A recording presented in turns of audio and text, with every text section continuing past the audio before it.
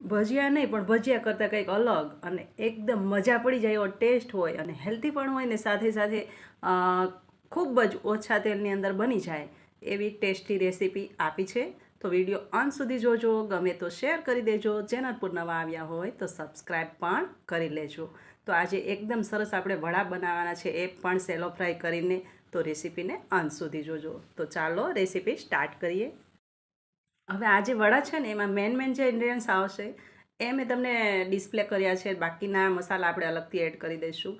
અને ચટણી જારની અંદર આખા ધાણા આપણે 2 ચમચી લઈશું. અને ત્યાર પછી અડધી ચમચી આપણે જીરું એડ કરી દઈશું. અને થોડું એવું સ્પાઇસી મરચું છે ને બાકીની 2 મરચી છે એ એકદમ મીડિયમ મોળી છે. આદુનો એક ટુકડો અને થોડું ગાર્લિક એડ કરી અને આ બધું આપણે મિક્સર જારની અંદર એક જ આટામાં ફેરવી લઈશું.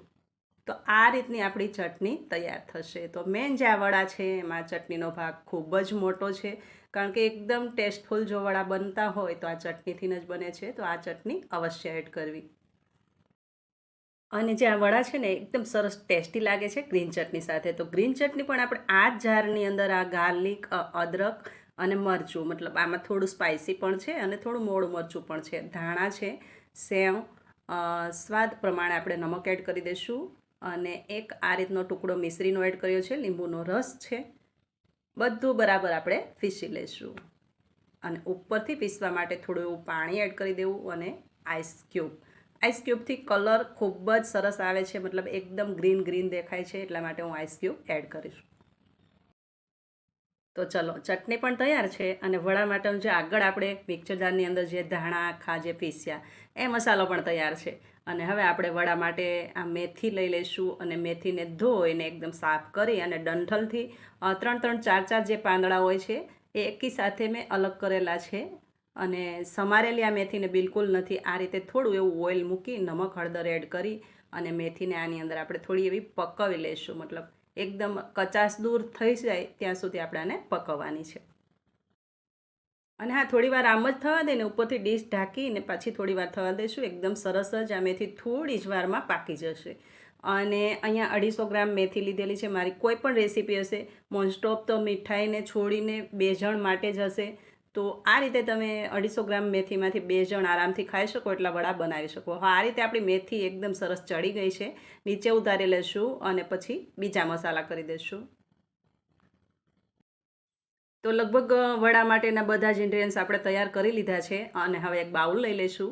એક બાઉલની અંદર આ બધા જ જે ઇન્ગ્રેડિયન્ટ્સ છે આપણે એડ કરતા જઈશું ને વડા માટેનો આપણે મસાલો બનાવી લઈશું. તો અહીંયા બીટ એડ કર્યું છે અને ત્યાર પછી એટલી જ ક્વોન્ટિટીમાં આપણે ગાજર પણ, મતલબ અડધું બીટ છે અડધું ગાજર છે. જો 2 જણ માટે બનાવતા હોય ક્વોન્ટિટી આ જ રાખજો. ધાણા છે અને જે મેથી આપણે બનાવી એ મેથી પણ આની અંદર જ આપણે એડ કરી દઈશું.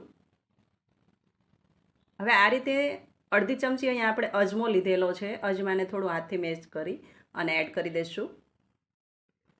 અને અહીંયા 3 ચમચી મેં તલ એડ કર્યા છે. 2 મોટા નંગ ઓનિયનને આ રીતે સ્લાઇસમાં કાપેલા છે. અડધો વાટકો બેસન લીધેલો છે.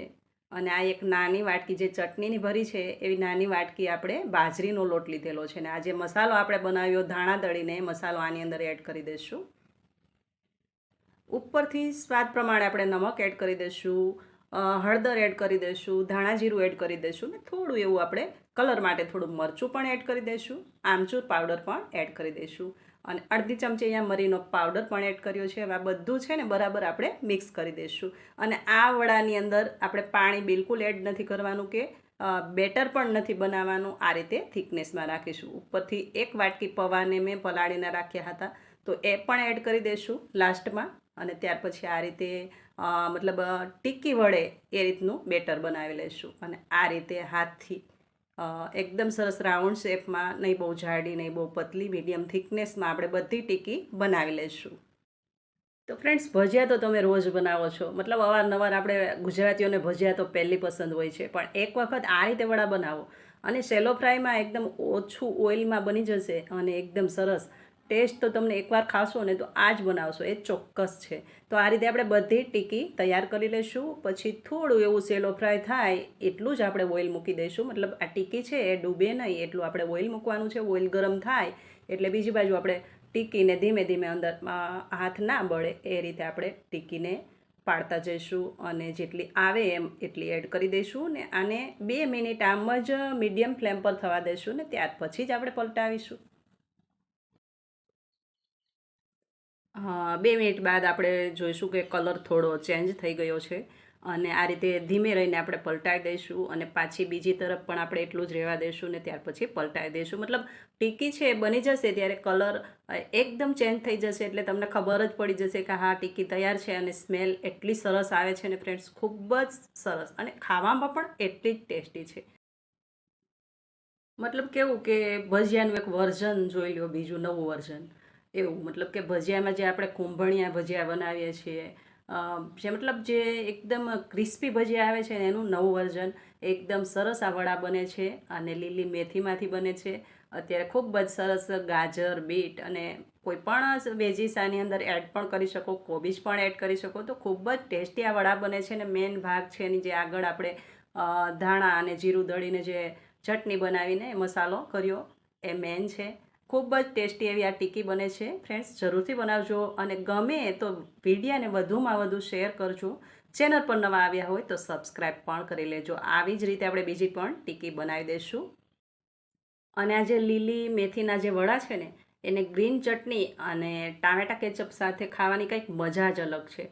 અને ગ્રીન ચટણીનો એક પ્રસંગ કહું તમને કે ઘણો ટાઈમ થયો, આશરે કદાચ 20 વર્ષ પહેલાં, જ્યારે અમે મસૂરી ગયા હતા ને ત્યારે પહેલી વાર મસૂરી 3 દિવસ રોકાયા હતા ફરવા માટે સાઉથમાં. અને ત્યાં એક પંજાબી ઢાબો હતો અને ઢાબાની અંદર પરાઠા, દહીં અને ગ્રીન ચટણી સર્વ કરવામાં આવતી હતી. ને ગ્રીન ચટણી છે ને ઓપ્શનમાં હતી, મતલબ અનલિમિટેડ લઈ શકો. ત્યારે એટલી બધી ગ્રીન ચટણી ખાધી હતી ને ફ્રેન્ડ્સ, ત્યારે એ પણ ખબર નહોતી કે આ કઈ રીતે બને.